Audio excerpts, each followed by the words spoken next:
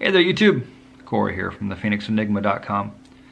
Well, I wanted to start a new segment series on my channel about the crazy things people have told me while I've been on tour.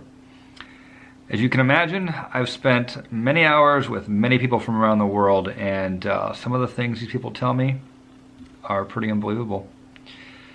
I want to start with a story that happened about 4 years ago, coming back from the Grand Canyon, and I had a gentleman told me he was a chemical molecular geneticist while we were at the Grand Canyon, and I said, yeah, you're sitting up front on the way back.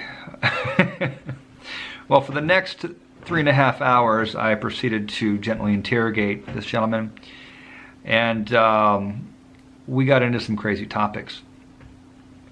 He was South Asian, so I asked him if he was Hindu, and he said yes he was, but he grew past his religion. I asked him if he's Hindu now. He said no, not really, but he understood the philosophical concepts of the core belief system of the Hindus. We got into genetics. I was asking him questions about the folk stories and how they dealt with genetics. For instance, the families are cursed for 7 generations. And he says, yeah, indeed, within DNA, that takes 7 years for specific types of genetic mutations to fix themselves again. So we were finding all these really cool correlations all the way down the line. And I asked him how he correlated his belief in a creator, because he said he did believe in a creator, with that of the science. And he told me something crazy.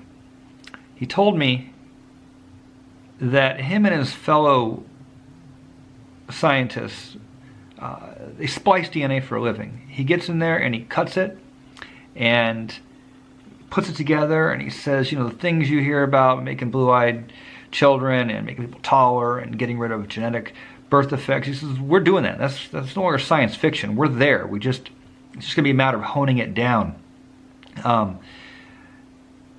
He said, and the interesting thing is, when we get in there and we cut a specific piece of segment of DNA out, we put it back together again with the CRISPR technology.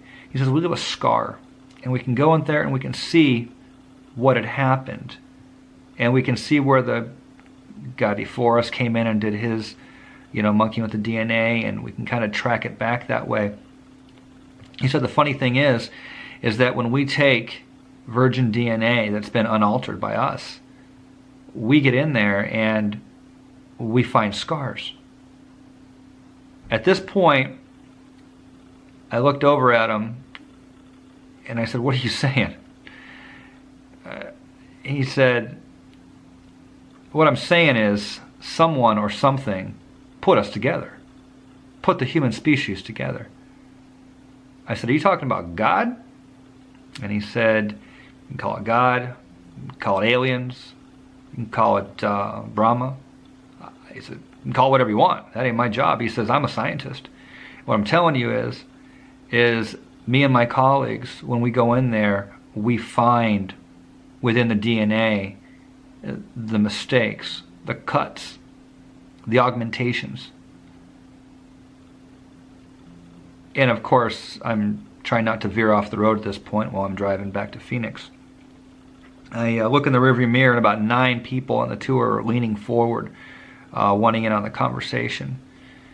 And we went on for another hour or two, and I'd asked them, I said, how come this isn't common knowledge? How come people don't know this?